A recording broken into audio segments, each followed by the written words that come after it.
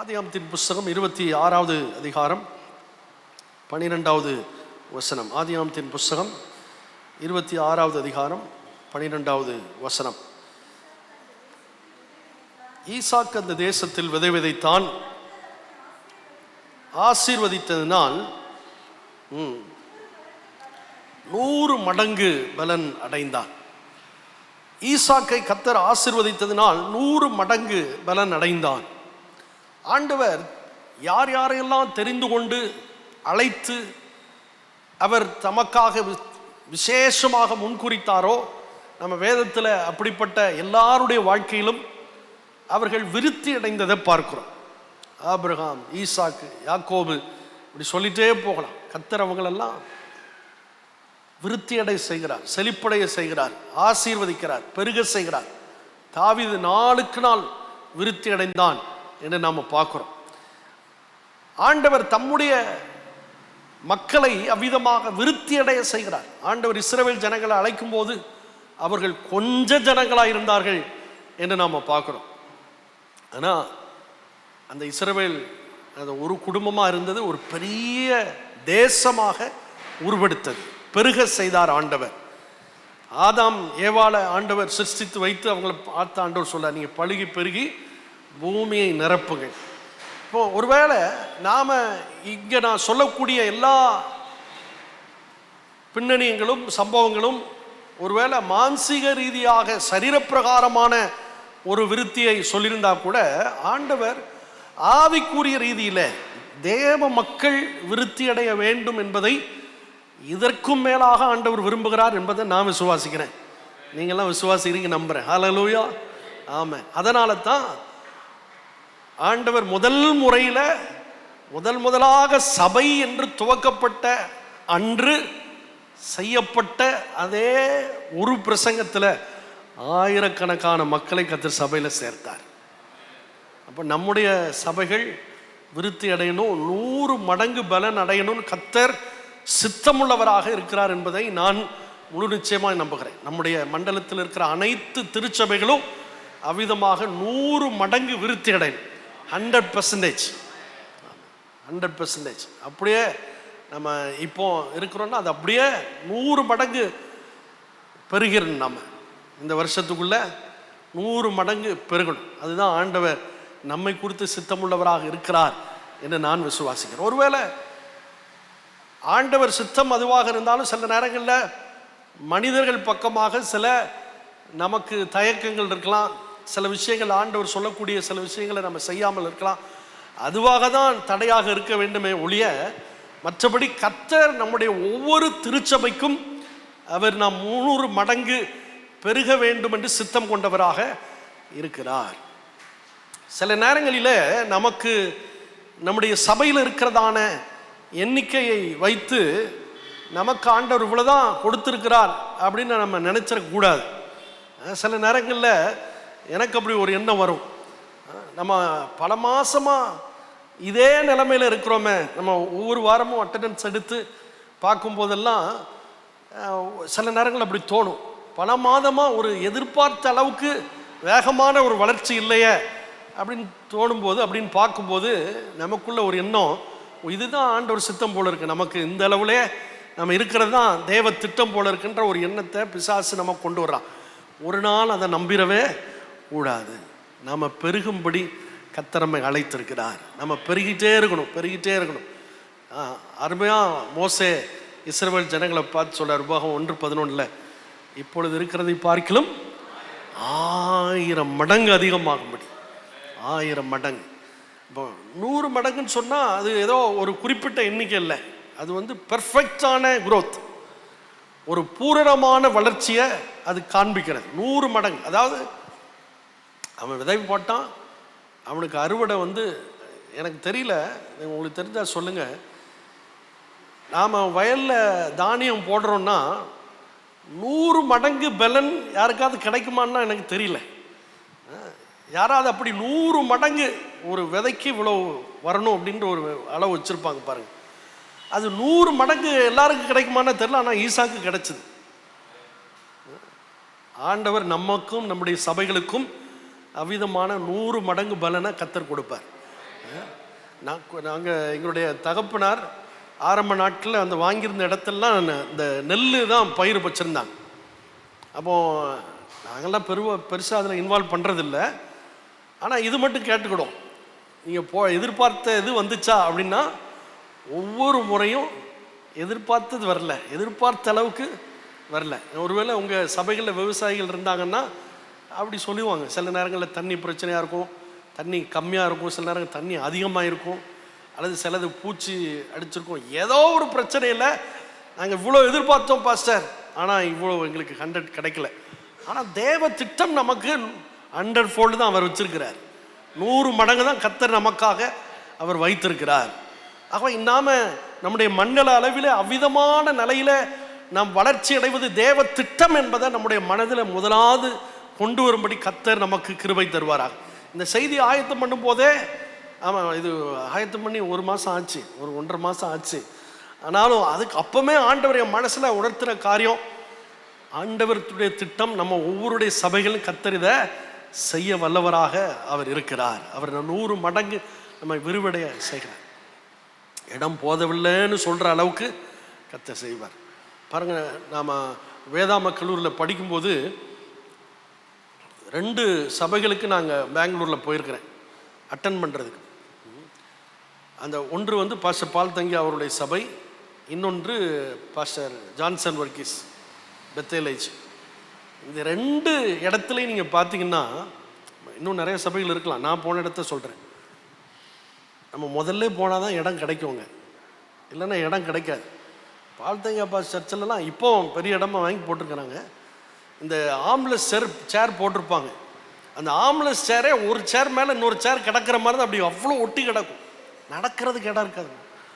அவ்வளோ தூரம் ஆத்துமாக்களை ஆண்டவர் அங்கே கொண்டு வந்துக்கிட்டே இருக்கிறார். பெத்தேலேஜ்லேயே அதே மாதிரி. இன்றைக்கி இப்போ அவங்க 100 கோடி ரூபாய்க்கு இடம் வாங்கி போட்டு அடுத்து 100 கோடி ரூபாய்க்கு கட்டடம் கட்ட போகிறாங்க. அவர் நீங்கள் ஒருவேளை அந்த சாட்சி கேட்டிருக்கலாம், பாஸ்டர் ஜான்சன் வர்கீஸ்ன்ட்டு. அந்த 100 கோடி ரூபாய்க்கு இடம் வாங்கியிருக்கிறாரு. ஒரு நாள் கூட சர்ச்சில் அனௌன்ஸ் பண்ணதில்லை, 100 கோடி ரூபாய்க்கு இடம் வாங்க போகிறோம், நீங்கள் கொடுங்கன்னு சொல்லி. இடம்லாம் முடித்ததுக்கப்புறம் சர்ச்சில் சொன்னார். நம்ம கரெக்டாக அன்னைக்கு நான் அந்த யூடியூப்பில் அவர் செய்தியை கேட்குறேன், அவர் சொல்கிறார், அறிவிப்பு கொடுக்குறார், அனௌன்ஸ் பண்ணுறார். ஆண்டவருடைய பெரிய கிருபையில் நம்முடைய பெங்களூர் சிட்டியில் 100 கோடி ரூபாய்க்கு இடம் வாங்கியிருக்கிறோம். எப்படி பணம் வந்துச்சுன்னு கேட்குறீங்களா? நீங்கள் கொடுத்த தசம பாகம் காணிக்கையில் தான் வாங்கியிருக்கிறோம் அப்படின்றார். அவர் சொல்லிட்டு சொல்கிறாரு, அடுத்து கட்டடம் கட்ட போகிறோம் 100 கோடி ரூபாய்க்கு, அதுக்கும் இப்படி தான் கட்ட போகிறோம். எவ்வளோ அற்புதமான ஆண்டவர் பாருங்க. கட்டடம் கட்டி முடிக்கிறதுக்குள்ளே தவங்கிற வேண்டியிருக்கு சில நேரங்களில். நம்ம விசுவாசம் வர்ற நாட்கள் ஆண்டவர் நம்மை அப்படி நடத்தணும். நான் இப்போ அப்படி தான் ஜெபம் பண்ணிட்டு, ஆண்டவரே எங்களுக்கு அடுத்த ஆலய கட்டடம் வந்து கட்டி முடித்து சாவியை கொடுக்கணும் ஆண்டவரே. நாங்கள் கிடந்து தவங்கிட்டுலாம் கிடக்கக்கூடாது. வர்ற நாட்களில் அடுத்த கட்டடத்துக்காக நாங்கள் ஜெபம் பண்ணிகிட்டு இருக்கோம். இப்போவுமே ஆண்டவர் அதுக்கான தரிசனத்தை கொடுத்தார். இவ்வளோ இடம், இத்தனை ஏக்கர் இடம், இவ்வளோ பெரிய கட்டடம், இந்த கட்டடம் எப்படி இருக்கணும் எல்லாம் நான் வரைஞ்சி வச்சுருக்கிறேன். யார்கிட்டையும் காமிக்க மாட்டேன், வரைஞ்சி ஜெபம் பண்ணிகிட்டு இருக்கிறேன். ஏன்னா நம்ப முடியாததை கொடுத்துருக்கிறார் ஆண்டவர். ஜெபம் பண்ணிகிட்டு இருக்கிறேன். ஆண்டவர்கிட்ட நான் சொல்கிறேன், ஆண்டவரே நாங்கள் இதுக்கெல்லாம் ரொம்ப போராடக்கூடாது, நாங்கள் போராட வேண்டியது ஆத்துமாக்களுக்காக தான் போராடணும், ஆத்துமாக்களுக்கு தான் போராடி ஜெபம் பண்ணணும். இந்த கட்டடத்துக்காக நாங்கள் ஜெபம் பண்ணுறோம், நீங்கள் தரிசனத்தை கொடுத்துட்டீங்க, ஜெபம் பண்ணுறோம். ஆனால் கட்டடத்தை கட்டி பாஸ்டர் நாங்கள் பிடிங்க சாவி, நீங்கள் திறப்பு விழா நடத்துங்கன்னு சொல்கிற அளவுக்கு ஆண்டவர் ஜனங்களை எங்களுக்கு எழுப்பி தரணும். அல்லேலூயா. கர்த்தரால் செய்ய முடியும், ஆண்டவரால் செய்ய முடியும், அவர் செய்ய வல்லவராக இருக்கிறார். வர்ற நாட்களில் ஆண்டவர் அப்படிப்பட்டதான 100 fold blessings-ஐ நம்முடைய கண்கள் காண கர்த்தர் செய்வார். அல்லேலூயா. ஆமென். தேவன் பெரிய காரியங்களை செய்வாராக. இப்போ இந்த 100 மடங்கு பலனை பெற்றுக்கொண்ட ஈசாக்கு, ஆண்டவர் ஈசாக்குக்கு அந்த 100 மடங்கு பலனை கொடுத்தார். ஈசாக்கு அப்படின்னு சொல்லும்போது இவன் யார்? இவன் தெரிந்து கொள்ளப்பட்டவன், அவன் தெரிந்து கொள்ளப்பட்டவனாக இருந்தான். ஆண்டவர் யாரை 100 மடங்கு ஆசீர்வாதத்தை கொடுக்கிறார் அப்படின்னா, தெரிந்து கொள்ளப்பட்டவர்களுக்கு ஆண்டவர் அந்த ஆசீர்வாதத்தை கொடுக்கிறார். நம்ம ஈசாக்குடைய தெரிந்து கொள்ளுதலை பார்த்தா ரொம்ப ஆச்சரியமா இருக்கும். பாருங்க, ஆபிரகாமுக்கு ஒரு குழந்தை இல்லை, ஆண்டவர் சொன்னார், நீ போப்பா, உன்னை ஆசீர்வதிப்பவன், பலத்த ஜாதியா மாற்றுவன் ஆண்டவர் சொல்லிட்டார். ஆபிரகாம் அவ்வப்போது ஆண்டவருக்கு ஐடியா கொடுக்கிறார். ஆண்டவரே, என் வீட்டு வேலைக்காரன் எலியாசர் இருக்கிறான்ப்பா, அவன் உமக்கு முன்பாக படைப்பானான். இஸ்மவேலை சைடு வயலில் பெற்றுட்டார். இஸ்மவேலை பார்த்து சொல்ற, ஆண்டவரே இஸ்மவேல் படைப்பானாக. ஆண்டவர் சொல்ற, இல்லைப்பா, உன் கற்ப பிறப்பா இருக்கிறவனே அவன் தான்ப்பா என் உடன்படிக்கை, அவன் கூட தான் என் உடன்படிக்கை ஏற்படுத்துவேன், அவனை தான் நான் ஆசீர்வதிப்பேன். இப்போ ஈசாக்கு தெரிந்து கொள்ளப்பட்டவன், ஆசீர்வாதத்தை சுதந்திரிக்கும்படி தெரிந்து கொள்ளப்பட்டவன். கர்த்தர் அவனை ஆசீர்வதிச்சார். நாமெல்லாம், நான் அடிக்கடி ஆண்டவரை பார்த்து சொல்லுவேன், ஆண்டவரே நான் சும்மா ஏதோ சாஃப்ட்வேர் படிச்சுட்டு இருந்தேன், விட்டிங்கன்னா ஒரு சாஃப்ட்வேர் இன்ஜினியர் ஆகி வேலை பார்த்துட்டு இருந்திருப்பேன். இன்றைக்கி ஏதாவது ஒரு கண்ணாடி ஆஃபீஸில் ஏசி ரூமில் உட்காந்து ப்ரோக்ராமிங் பண்ணிகிட்டு இருந்திருப்பேன். நீங்கள் தான் சும்மா இருந்தவனை கூப்பிட்டு ஊழியத்தை கொடுத்தது, வாப்பா என் ஊழியத்தை செய்யின்னு சொன்னது நீங்கள் தான். ஏதாவது பிரச்சனைன்னா ஆண்டவர்கிட்ட போய் இப்படி தான் டீல் பேசுறது. நம்ம எல்லாம் யாருங்க அழைச்சிருக்கிறா? அவர் தான் கூப்பிட்டாரு, அவர் தான் தெரிந்து கொண்டிருக்கிறாரு. நாம் சும்மா வேலை இல்லாமலே நம்ம வந்தோம் ஊழியத்துக்கு, வேற எங்கேயுமே போகிறதுக்கு வழி இல்லையா, அதனாலே வந்தோம்? இல்லை இல்லை இல்லை இல்லை, ஆண்டவர் உங்கள் ஒவ்வொருவரையும் தெரிந்து கொண்டிருக்கிறார். இந்த கனமான ஊழியத்திற்காய் அவர் தெரிந்து கொண்டிருக்கிறார். எதுக்காக தெரியுமா? 100 மடங்கு பலனை பெற்றுக்கொள்ளும்படி கர்த்தர் தெரிந்து கொண்டிருக்கிறார். நான் யோசித்து பார்ப்பேன், சில நேரங்களில் நம்மை விட நல்லா ஜெபிக்கிறவங்க நம்ம சபையில் இருப்பாங்க, நம்மை விட திறமையானவர்கள்லாம் நம்ம சபையில் இருக்கிறாங்க.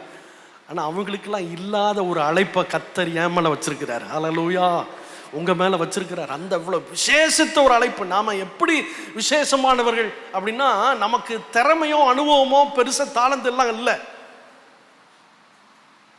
அவர் அழைத்தாருங்க, அவர் நம்மை தெரிந்து கொண்டார்ல, அதில் தான் நம்ம விசேஷமானவர். நாம் பெருமை பட்டு கொள்ளக்கூடிய ஒரு பெரிய விஷயம் தான், ஆண்டவரை என்ன அழைச்சிங்களாப்பா, என்ன பார்த்தீங்க என்கிட்ட? ஒன்றுமே கிடையாது.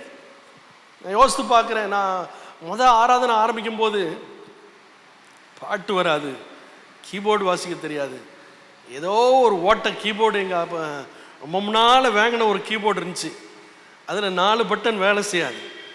ஆனால் நாள் ஒரு விசுவாசத்தோடு அந்த கீபோர்டை எடுத்து வச்சு பாட்டு பாடி ஆராதனை பண்ண. அப்புறம் நான் 2-3 பேருக்கு கீபோர்டு சொல்லி கொடுத்தேன் எங்கள் சர்ச்சில். எங்கள் பாஸ்டம்மா கீபோர்டு படிச்சுட்டாங்க, அவங்க 2-3 பேருக்கு கீபோர்டு சொல்லி கொடுத்தாங்க. இதெல்லாம் எங்கேருந்து வச்சு? அவர் அழைச்சார், அவர் பயன்படுத்துறார், அவர் அழைச்சார், அவர் உருவாக்குறார். அவர் அழைத்ததுனால நம்ம எக்யூப் பண்ணுறார், நம்ம உருவாக்கிறார், அவ்வளோதான், வேற ஒன்றும் கிடையாது. அவர் நம்மை தெரிந்து கொண்டிருக்கிறார் என்றால் நம்மை 100 மடங்கு ஆசீர்வதிக்க தான் அவர் தெரிந்து கொண்டிருக்கிறார். அப்போஸ்தலனாகிய பவுல் சொல்றது மாதிரி, உலகத்தில் ஞானிகளை வெட்கப்படுத்தும்படி பைத்தியமானவைகளை அவர் தெரிந்து கொண்டார்.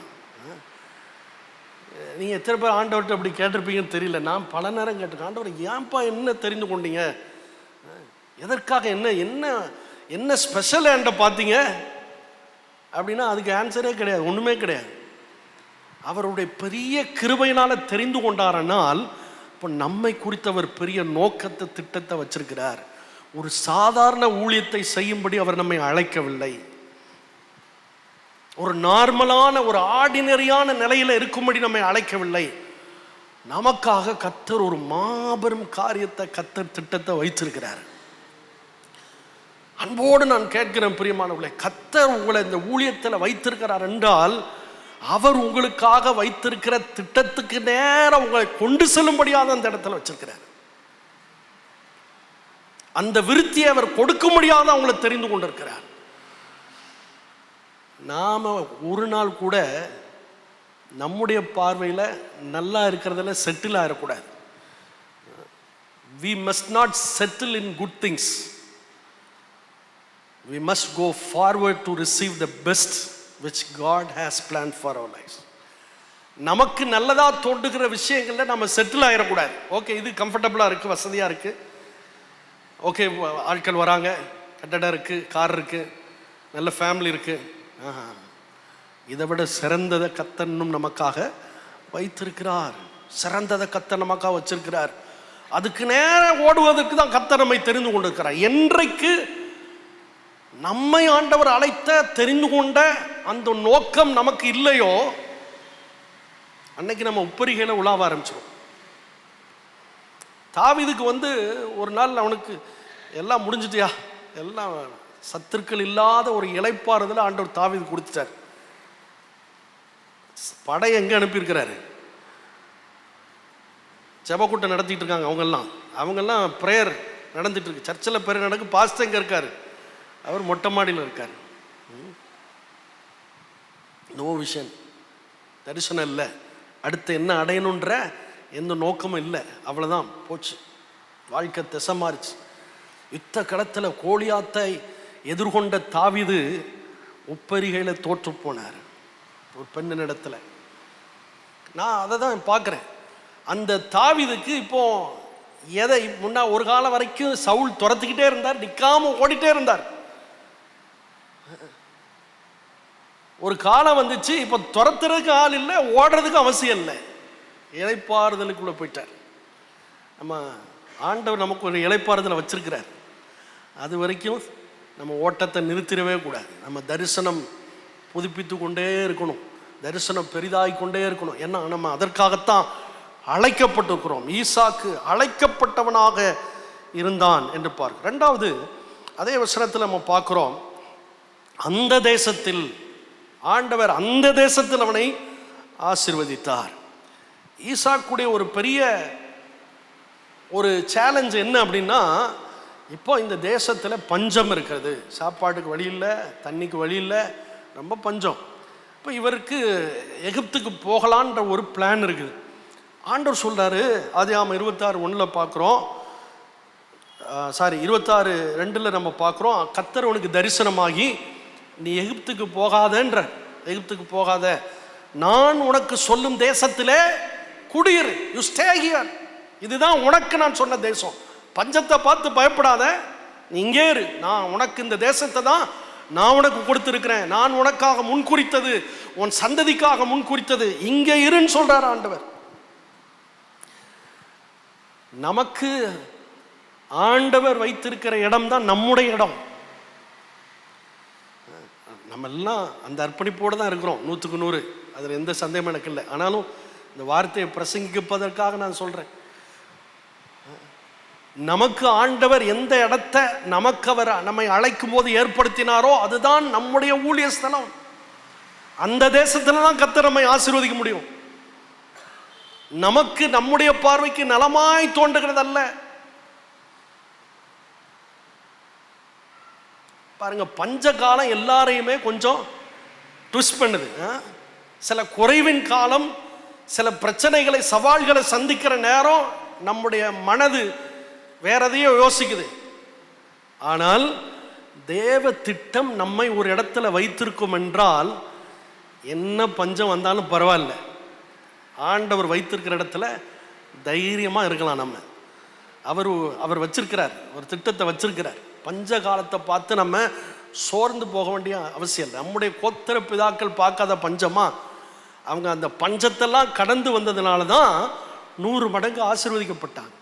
நமக்கென்று குறிக்கப்பட்ட இடம், நமக்கென்று குறிக்கப்பட்ட ஊழிய ஸ்தலம்.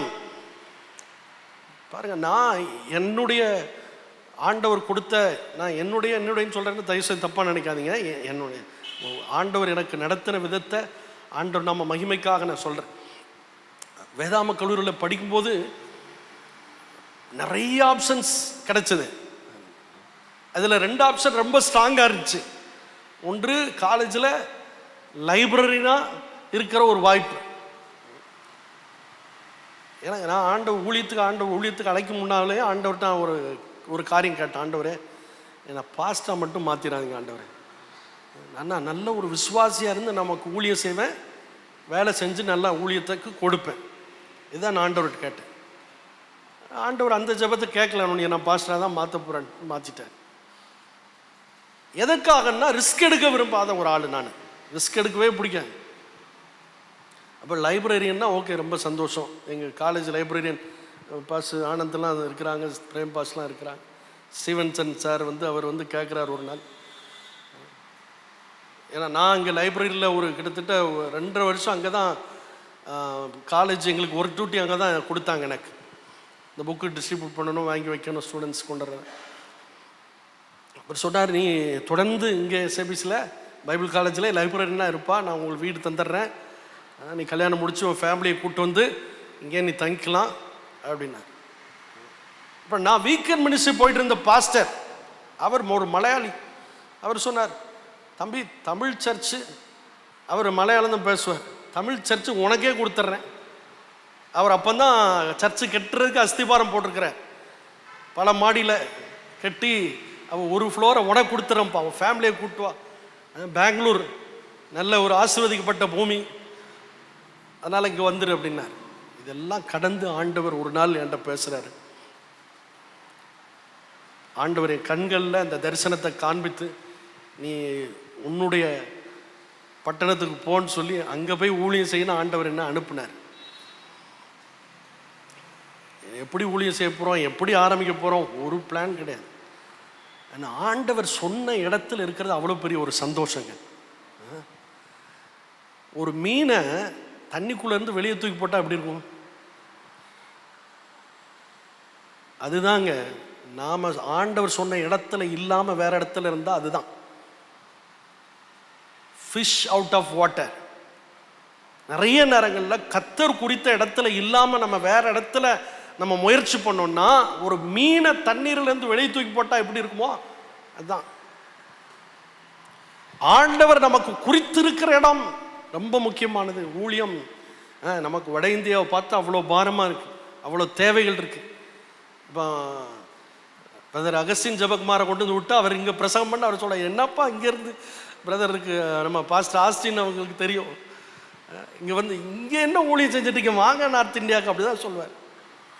அவருடைய பாரம். ஆனால் கர்த்தர் நம்ம எங்கே அழைக்கிறாரோ அங்கே தானே நாம் இருக்க முடியும்.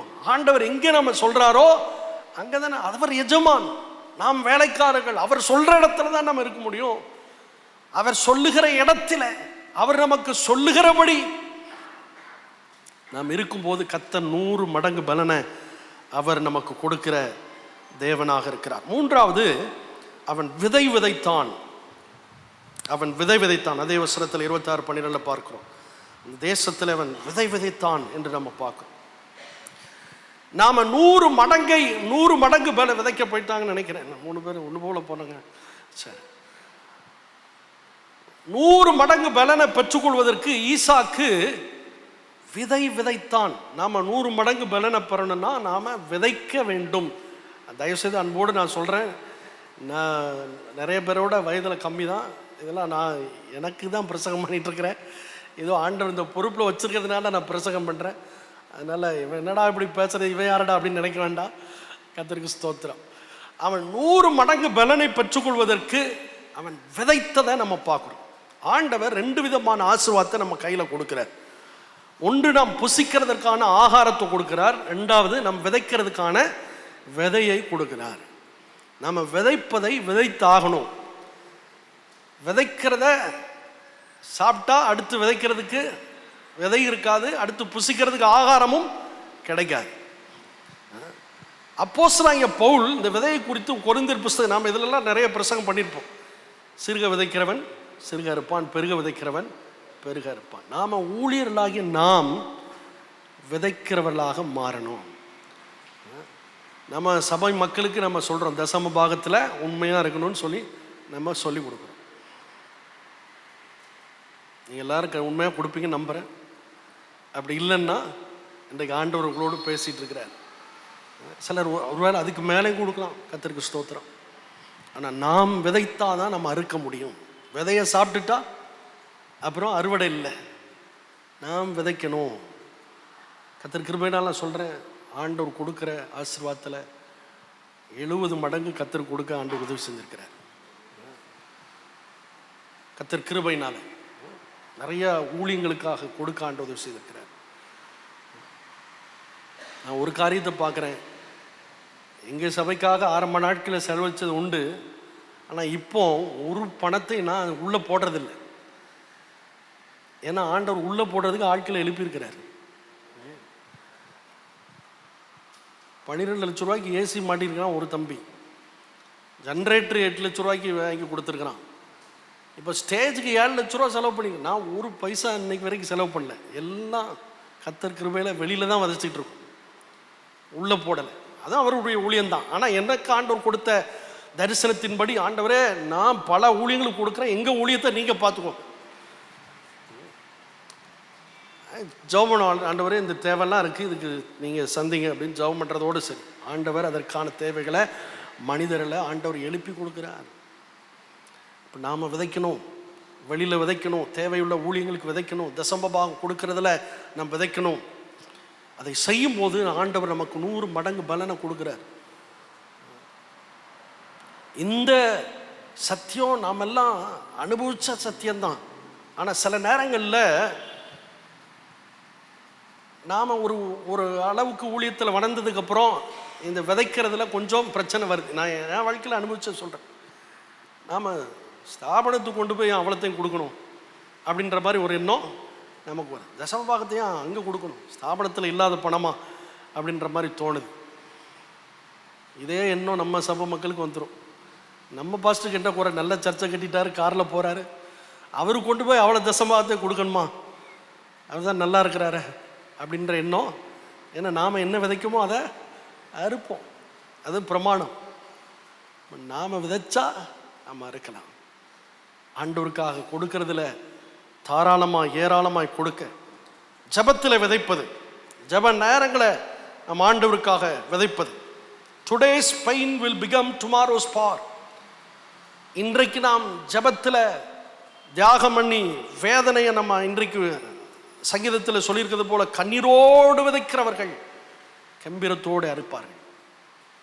எப்போதுமே மக்களுக்கு நான் சொல்லுவேன், இன்றைக்கு நீங்கள் ஜபம் பண்ணலன்னா நாளைக்கு வரக்கூடிய நன்மையை பெற்றுக்கொள்ள முடியாது. இன்னைக்கு அனுபவிக்கிற நன்மை காரணம் இதுக்கு முன்னால் ஜபித்த ஜபத்தினுடைய பலன். இப்போ ஜபத்தை இன்றைக்கு விதைங்க, நாளைக்கு அதற்கான அறுவடையை பார்ப்பீர்கள். இன்னைக்கு விதைக்கலன்னா நாளைக்கு அறுவடை இல்லை. நாம் விதைக்க ஆண்டவர் நமக்கு கிருபை தருவாராக. நாலாவதாக, நம்ம ரொம்ப வேகமாக அந்த பாயிண்ட்டை மட்டும் நான் சொல்லி முடிச்சிடறேன். கர்த்தர் அவனை ஆசீர்வதித்ததினால், அதே வசனத்தை நம்ம பார்க்கணும். கர்த்தர் அவனை ஆசீர்வதித்ததினால் 100 மடங்கு பலனை பெற்றான். இன்னைக்கு இவ்வளோ நேரம் அவன் தெரிந்து கொள்ளப்பட்டவன், அந்த ஆண்டவர் சொன்ன தேசத்தில் இருந்தான், விதைத்தான், இதெல்லாம் இருந்தால் கூட ஆண்டவர் அவனை ஆசீர்வதித்தால் தான் அது வருது. The source of blessing is God. நம்முடைய ஆசீர்வாதத்தின் ஊற்று திறவுகோல் அவர் தான். நம்ம சில நேரங்களில் ஒரு இடத்துல விதைப்போம், அங்கேருந்து நம்ம அறுவடை பண்ண முடியாது. நிறைய நேரங்களில் நீங்கள் ஊழியத்தில் பார்த்துருப்பீங்க, நம்ம கஷ்டப்பட்டு ஒரு ஆத்துமாவை சுவிசேஷம் சொல்லி அந்த ஆத்துமா சபைக்கு வர்ற நேரத்தில் இன்னொரு ஆள் கொத்திட்டு போயிடும். பரவாயில்ல, ஆண்டவர் நமக்கு இன்னொரு இடத்துலேருந்து 10 பேரை கொடுப்பார். நம்ம செய்ய வேண்டியது அவருடைய ஆசீர்வாதம். அவர் தான் எனக்கு ஆத்துமாக்களை தரேன். நான் செய்ய வேண்டியது செய்கிறேன், நான் விதைக்கிறேன், நான் சுவிசேஷம் சொல்கிறேன், நான் ஜெபம் பண்ணுறேன். ஆனால் அவர் தான் என்னை ஆசீர்வதிக்க முடியும். எந்த மனிதனாலும் என்னை ஆசீர்வதிக்க முடியாது. பாருங்க, யாக்கோபு தன்னுடைய வாழ்க்கையில் அதை நன்றாய் உணர்ந்திருந்தான். யாக்கோபுடைய வாழ்க்கையில் அவன் ஆண்டவர் சமூகத்தில் காத்திருந்து, ஆண்டவரே நீர் என்னை ஆசீர்வதித்தாலுள்ளே நான் உம்மை போகிறேன். யாக்கோபுக்கு என்ன குறை இருந்துச்சு? 2 பரிவாரங்கள்லாம் ஆண்டவர் ஆசீர்வதிச்சிருந்தார். 2 பரிவாரங்களோடு வரான். ஆனால் அவனுக்கு தெரியும், ஆண்டவர் தன்னை ஆசீர்வதிக்கலைன்னா ஏசா அவ்வளத்தையும் கொண்டு போயிடும். அவர் ஆசீர்வாதம் இல்லைன்னா இதெல்லாம் எனக்கு நிலைக்காது என்று யாக்கோபு தன் வாழ்க்கையில் அறிந்து கொண்டார். இப்போ ஈசாக்கை ஆசீர்வதிக்கிறவர் தான் ஆசீர்வாதத்தை கொடுக்கக்கூடியவர். அவன் எவ்வளோ விதைச்சாலும் சரி, எவ்வளோ தண்ணி ஊற்றினாலும் சரி, எவ்வளோ உரம் போட்டாலும் சரி, நமக்கு ஒரு நன்மை ஆண்டவிடத்திலிருந்து தான் வரணும். நம்ம எல்லாரும் அறிந்த ஒரு சத்தியம் தான் இது. புதுசாக நான் ஒன்றும் சொல்லலை, ஜஸ்ட் நான் ரிமைண்ட் பண்ணுறேன்.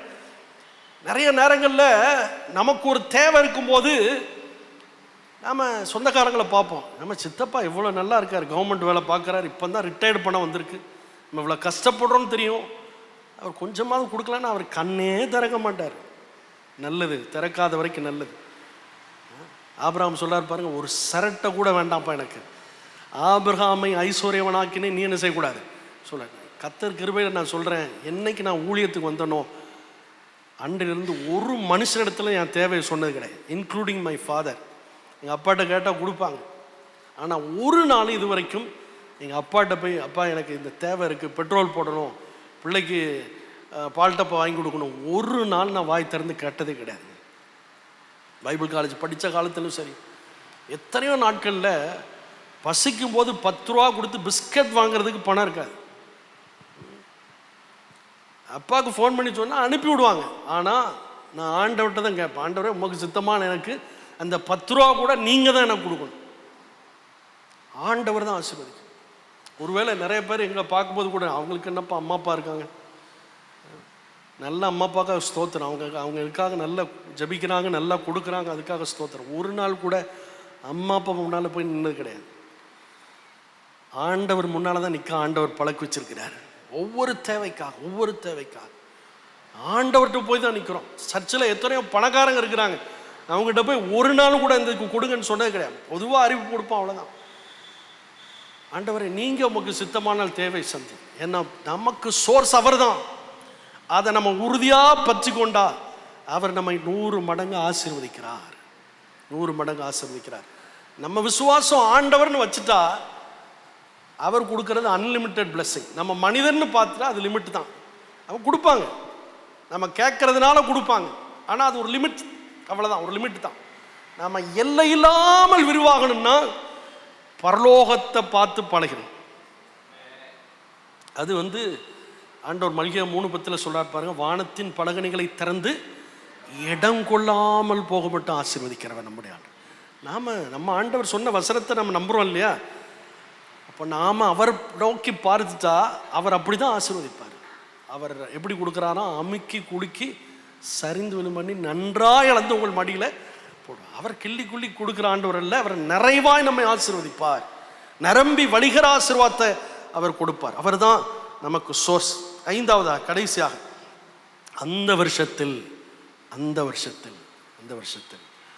ஆண்டவர் குறித்திருக்கிற நேரம், சில நேரங்களில் அவர் குறித்திருக்கிற நேரத்திற்காக நம்ம காத்திருக்க வேண்டி வரலாம். ஆனால் சோர்ந்து போக வேண்டாம். அவர் வைத்திருக்கிற நேரம் வரைக்கும் நம்ம பொறுமையோடு இருப்போம். நம்ம பொறுமையோடு இருந்தால் கர்த்தர் நிச்சயமாக இந்த ஆசீர்வாதத்தை பெற்றுக்கொள்ள கர்த்தர் நமக்கு உதவி செய்வார். ஒரு நிமிடம் கண்ணில் மூடி இந்த வசனத்துக்காக நம்ம அர்ப்பணித்து நம்ம ஜெபிப்போம். ஆண்டவரே, ஈசாக்கை 100 மடங்கு பலனால் ஆசீர்வதித்த தேவன் எங்களுடைய வாழ்க்கையை நீர் ஆசீர்வதிப்பீராக என்று ஒப்பு கொடுப்போமா? இந்த தெரிந்து கொள்ளப்பட்ட நிலையில் நாம் நிலைநிற்க ஆண்டு உதவி செய்வாராக. ஆமென். ஆண்டவர் குறித்திருக்கிற இடத்துல நாம் இருப்பதற்கு கர்த்தர் நமக்கு கிருபை கொடுப்பாராக. சில நிமிடங்கள் ஆண்டவர் கொடுத்த வசனத்துக்கு நம்மை இருதயம் திறந்து அர்ப்பணிக்க அன்போடு நான் கேட்கிறேன். ஒருவேளை ஆண்டவர் சில வார்த்தைகளை ஆண்டவர்களோடு பேசியிருப்பாரானால் நீங்கள் ஆண்டவருடைய சத்தத்துக்கு செவி கொடுங்க, மனுஷனுடைய சத்தத்துக்கு வேண்டாம். கர்த்தருடைய சத்தத்துக்கு நீங்கள் செவி கொடுங்க. ஆமென். குறித்த இடத்துல நாம் இருக்கிறோமா? ஆண்டவருக்கு அர்ப்பணிப்போம். விதைக்கிறோமா? ஆண்டவரே, நான் இன்னும் அதிகமாக விதைக்கணும்னு ஆண்டவர் உங்களோட பேசினார்னால் நீங்கள் ஒப்பு கொடுத்து ஜெபிங்க. பரிசுத்த ஆவியானவருடைய நேரம் இது. விதைப்பதற்கு ஆண்டவருடைய உள்ளத்தில் பேசுவாரானால், இன்னும் தசம பாகத்தில் நம்ம உண்மை இல்லாமல் இருப்போமானால் கொஞ்சம் ஆண்டவர் கரத்தில் ஒப்பு கொடுத்து நம்ம விட்டு கொடுத்து ஜெபிப்போம். ஆண்டவரே, விதைக்க எங்களுக்கு கிருபை தாங்கப்பா, விதைக்க எங்களுக்கு கிருபை தாங்க. கர்த்தருடைய ஆசீர்வாதத்தை தான் எதிர்பார்க்கணும். மனுஷனை நாங்கள் எதிர்பார்த்திடக்கூடாதப்பா, மனுஷனை எதிர்பார்த்திடக்கூடாது. உலகத்திலிருந்து வரக்கூடிய ஆசீர்வாதத்தை இல்லை, கொஞ்சம் நீங்கள் உடைய இருதயத்திலிருந்து இந்த ஜெபத்தை நீங்கள் செய்ய அன்போடு கேட்கிறேன். நமக்கு நிறைய தேவைகள் உண்டு, ஊழியத்தில் பலவிதமான தேவைகள் நமக்கு இருக்கலாம். ஆனால் இன்னைக்கு அவரை நோக்கி பார்த்து அவர்கிட்ட எல்லா பூமியும் அது நிறைவும் அவர்கிட்ட தான் இருக்குது. அவர்கிட்ட ஒரு குறை கிடையாது. அவர் நம்மை ஆசீர்வதிப்பார். ஆமென். இந்த வசனங்கள் யாரையும் கண்டனம் பண்ணுறதுக்காக அல்ல. ஆமென். ஆனால் இன்றைக்கு இந்த வார்த்தை ஜீவனுள்ள வார்த்தைக்கு நம்ம ஒப்பு கொடுத்தா கர்த்தர் அதின்படியே அவர் செய்ய வல்லவராக இருக்கிறார். அவருடைய அன்லிமிட்டெட் பிளெஸிங்ஸ் நம்ம மேலே இறங்கி வரட்டும். நம்ம மண்டலத்துக்கு அந்த அன்லிமிட்டெட் பிளெஸிங் இறங்கி வரட்டும். ஆண்டவரை உம்மிடத்திலிருந்து ஆசீர்வாதத்தை பெற்றுக்கொள்ளணும். அந்த வருஷத்தில் ஆண்டவர் குறித்த நேரம் வரைக்கும் நாங்கள் காத்திருக்கணும். அவர் நாளைக்கு கொடுக்க அவர் ரெடியாக இருப்பார். இன்னைக்கு நம்ம நம்பிக்கை விட்டுறக்கூடாது. ஆமென். ஆண்டவரே, இந்த குறித்த நேரம் வரைக்கும் நாங்கள் காத்திருக்க கர்த்தர் எங்களுக்கு உதவி செய்வாராக. பரலோக தகப்பனே, அன்பான கரங்களை எங்களை வெறுமையாக்கி ஒப்பு கொடுக்குறோம். நம்முடைய கிருபையுள்ள கரம் ஆண்டவரே எங்களை நடத்தட்டும் ஐயா. கேட்ட வசனத்தின்படி கர்த்தர் எங்களை ஆசீர்வதித்து நடத்துங்கப்பா. வசனத்தை பிரசங்கித்த அடிமையுடைய கரத்தில் கொடுக்குறேன்.